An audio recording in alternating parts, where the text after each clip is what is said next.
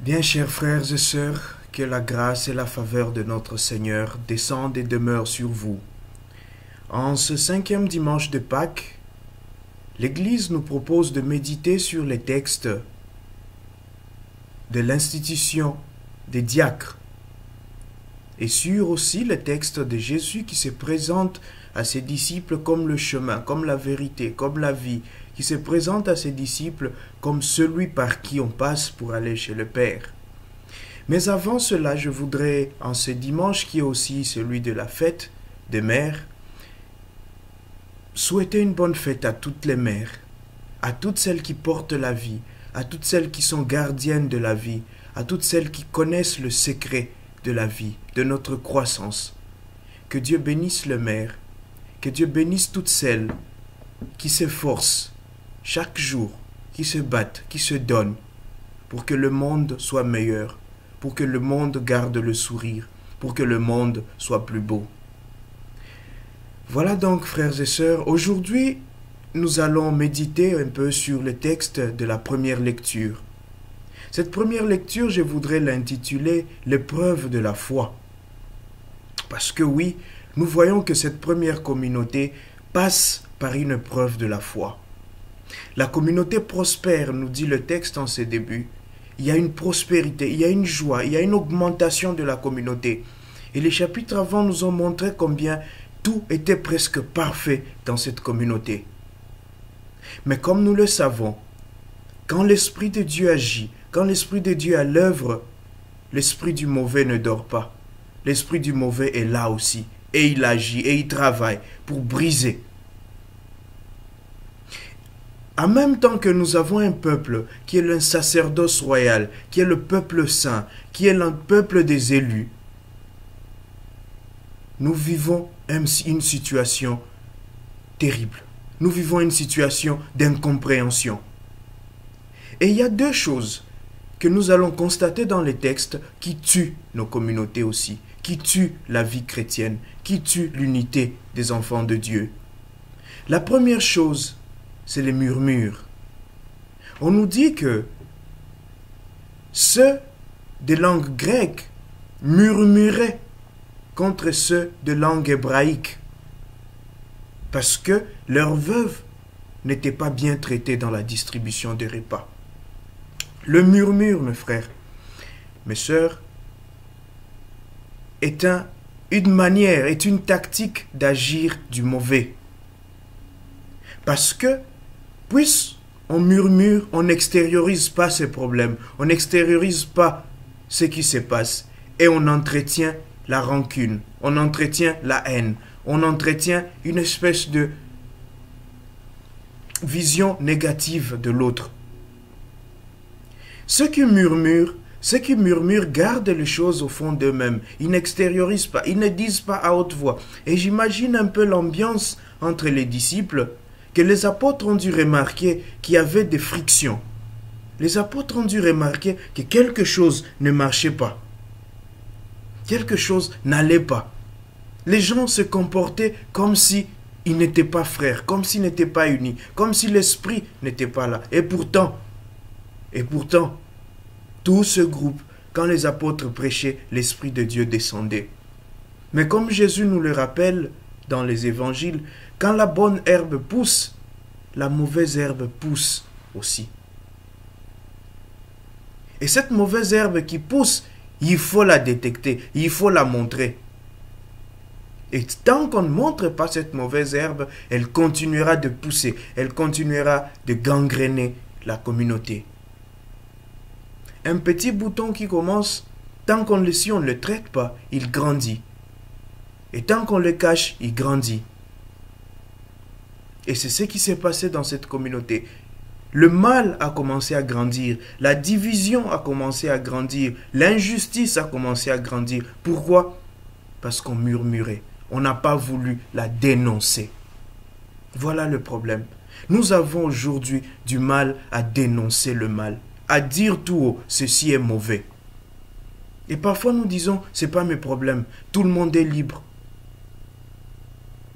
Mais au fur et à mesure qu'on dit tout le monde est libre, nous nous détruisons notre communauté.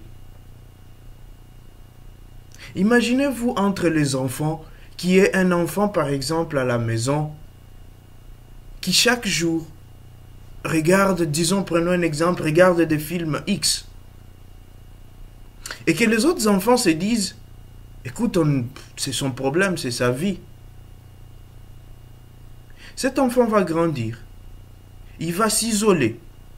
Il va devenir un enfant enfermé. Un addict. Et il va se détruire. Et demain, quelqu'un d'autre voudra aussi faire comme lui. Et toute la maison va y passer. Pourquoi? Parce que ça s'est murmuré entre eux. Quelqu'un a triché. Accusez-le. On a du mal à accuser. On a du mal à dénoncer le mal aujourd'hui. Et ça tue la communauté. Même la communauté chrétienne meurt à cause de cela. Meurt à cause de cet imaginaire d'une liberté qui est au fait un enfermement. D'une vie privée qui est au fait dans le péché. Et vous voyez dans la première communauté, les gens ne font que murmurer. Ils font que parler à voix basse. Ils sont en train, comme on dirait, de grogner. Ils ne parlent pas, ils dénoncent rien. Et ceux qui se croyaient être les privilégiés sont en train de peser sur les autres. Nous remarquons finalement ici que c'est que nous dit la parole que là où le mal abonde, le bien surabonde. Là où le Satan veut s'implanter, l'Esprit de Dieu sort cela. Et les apôtres ont dû remarquer, les apôtres ont dû voir qu'il y avait une sémence qui n'était pas divine dans cette communauté. L'Esprit de Dieu qui agit, l'Esprit de Dieu qui travaille, nous montre que cette communauté-là, quand Dieu a une main sur une communauté, le malin ne peut pas y installer sa demeure. Le diable ne peut pas y mettre sa main. Et les apôtres convoquent l'assemblée. Ils disent aux gens, écoutez, ça sert à quoi de construire un corps du Christ où les gens ne sont pas unis? Et ici, je veux souligner un deuxième point qui est très important pour la vie et la croissance de la communauté. Le premier point, c'est être capable de dénoncer. Une communauté qui ne sait pas dénoncer le mal, une communauté qui ne sait pas dire que ceci est mauvais, une communauté qui ne sait pas porter ses membres pour leur dire, là, vous ne faites pas bien, c'est une communauté qui se meurt. C'est une communauté qui va connaître l'injustice. C'est une communauté qui va connaître la division. C'est une communauté qui développe la haine. C'est une communauté qui enfin meurt. Le deuxième élément qui peut tuer ou peut faire vivre une communauté, c'est la capacité à vivre une vie de subsidiarité. Ça veut dire quoi? Une communauté s'organise et lorsqu'une communauté s'organise, les charges doivent être réparties. Pour la croissance et la vie de la communauté, les charges doivent être réparties. Chacun doit savoir il fait quoi, il est qui dans la communauté. Sinon, la communauté n'avance pas. Et ici, nous voyons que les apôtres ont compris qu'il y a l'esprit qui guide la communauté, mais qu'à leur niveau, ils doivent s'organiser. Ils doivent trouver des mécanismes parce que la communauté est divine, est d'origine divine, mais c'est une communauté humaine. Et dans une communauté humaine, les hommes ont toujours des problèmes. Les humains ont toujours des moments de friction. Et pour éviter ces moments, il faut que la communauté soit organisée. Et les apôtres le comprennent maintenant. Ils comprennent que l'esprit est à l'œuvre, l'esprit agit, l'esprit travaille, mais l'humain en nous est aussi là. Le diable en nous, il agit aussi. Et c'est comme ça qu'ils convoquent l'assemblée. Et les apôtres disent, nous n'allons pas abandonner le service de l'évangile pour nous consacrer au repas, pour nous consacrer aux choses matérielles. Ils savent et ils viennent de constater que les choses matérielles peuvent avoir un impact sur la foi. Que la foi que nous proclamons doit être une foi qui tienne compte de la vie de chaque jour, qui tienne compte de la réalité de chacun, qui tienne compte du fait que ceux qui croient, ce ne sont pas des esprits. Ceux qui croient ont un esprit et ils ont un corps. Et ce corps a des besoins. Et ces besoins, s'ils ne trouvent pas satisfaction, la foi peut en pâtir. Et vous savez ce que Jésus disait dans la multiplication de pain. Il dit ne les laissez pas aller. Sinon, en allant, ils peuvent avoir faim. Et cette faim va faire que leur foi défaille. Oui, mes frères, nous avons la foi, mais cette foi va avec la bonne condition de corps, une bonne condition de vie. Quelqu'un qui vit dans la misère, il a du mal à avoir la foi. Le monde aujourd'hui, nous avons ce problème. Nous avons des gens qui souffrent tellement qu'ils se demandent, mais est-ce que Dieu est là? Est-ce que Dieu me voit? Et s'ils souffrent, c'est parce qu'il y a quelque chose qui manque à notre société, ce principe de subsidiarité. On ne sait pas répartir les tâches, on ne sait pas répartir les rôles pour que tout le monde bénéficie du minimum de bien-être. Et les apôtres qui comprennent cela demandent aux frères, ils leur disent, choisissez parmi vous, c'est vous qui choisissez. Voilà la beauté de la communauté. Voilà la foi qui s'exprime dans les œuvres concrètes. Ce n'est pas ceux qui disent Père, Père, mais ceux qui font la volonté du Père. La volonté du Père, c'est que tout le monde ait la vie, et tout le monde ait la vie en abondance. Et cette vie n'est pas seulement une vie du cœur, mais aussi une vie de corps. Et les apôtres laisse au peuple de choisir. Et le peuple choisit 7 personnes. 7 personnes qu'on dise qui sont décrites comme des personnes justes et remplies de l'Esprit Saint. C'est-à-dire des personnes capables de voir le bien de tout le monde. Des personnes capables d'unir tout le monde. Des personnes qui ont une foi qui agit. Et ces personnes-là, après les avoir choisies, les apôtres prient et leur imposent les mains. Ils les instituent. L'imposition de mains, c'est une consécration. C'est une manière de dire « vous êtes chargés de ». Et donc les diacres, c'est une institution.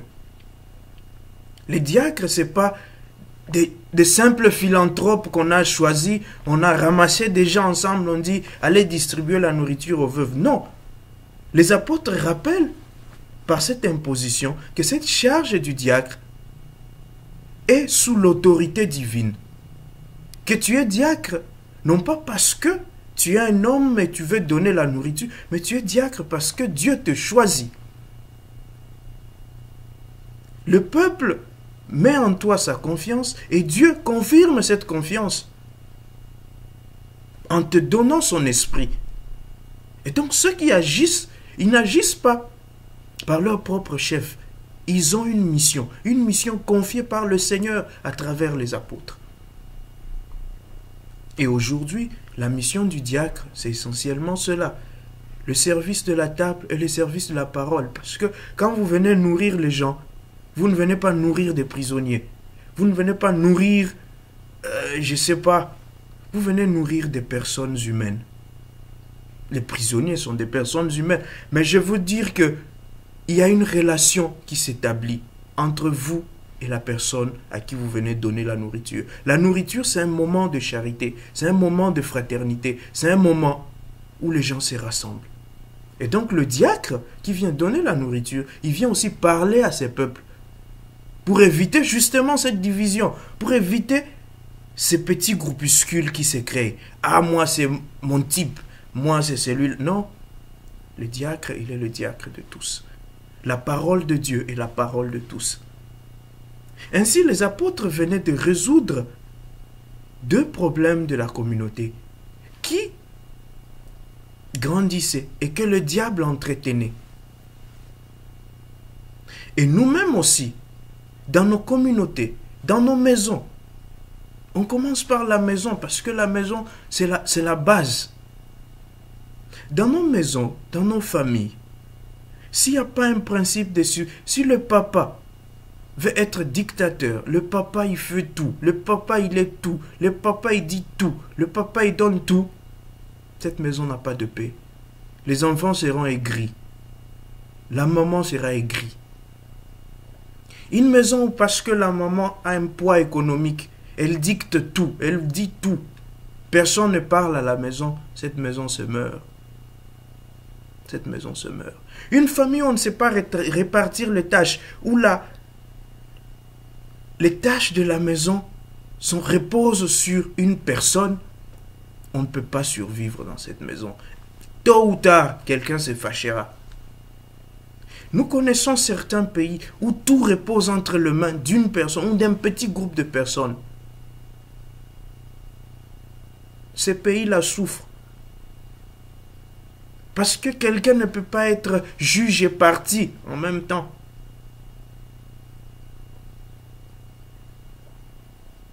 Et donc, mes frères et sœurs, ce dimanche, nous allons prier ensemble pour que le Seigneur nous donne ces deux grâces. Que le Seigneur, d'abord, nous donne cette grâce de dénoncer le mal. La grâce de savoir dire tout haut ce que les autres murmurent tout bas. Et que le Seigneur nous donne la grâce de savoir appeler à l'aide, de savoir demander d'aide, de savoir nous défaire pour faire participer tout le monde à la construction de l'œuvre de Dieu. Nous allons aussi aujourd'hui prier pour nos diacres, les diacres permanents et les diacres temporaires, pour que le Seigneur bénisse, qu'il leur donne son Esprit Saint, qu'il leur donne la faveur de sa grâce, pour que dans leur service de la parole et dans leur service de la table, ils soient efficaces, qu'ils soient des hommes qui rassemblent, qu'ils soient des hommes qui unissent le peuple de Dieu. Ce peuple qui est un peuple saint, ce peuple qui est le sacerdoce royal, qui est le peuple élu de Dieu, a besoin des personnes qui les rassemblent, des personnes qui leur fassent voir le visage de Dieu, c'est-à-dire des personnes qui leur apportent le Christ. Enfin, nous allons prier pour nos mamans, qui sont des vrais diacres. Nos mamans, nos mères, qui chaque jour sont au service de l'unité, qui chaque jour se battent.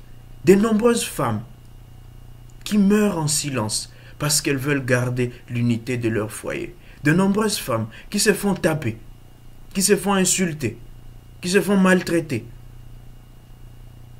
parce qu'elles tiennent à la cohésion. Mais prions pour elles pour qu'elles soient aussi capables de dénoncer les mal qu'elles endurent, de dénoncer les sévices qu'elles endurent. Parce que c'est comme ça que nous allons construire notre communauté. Que la Sainte Vierge Marie intercède pour nous, intercède pour notre Église, pour qu'elle soit unie. Qu'elle intercède pour nos familles, pour que ce soit des lieux de joie, des lieux où on se rassemble pour discuter, des lieux où on se rassemble pour parler, pour dialoguer, pour la bonne marche de la famille. Que le Seigneur nous donne sa grâce et que Dieu nous bénisse. Amen.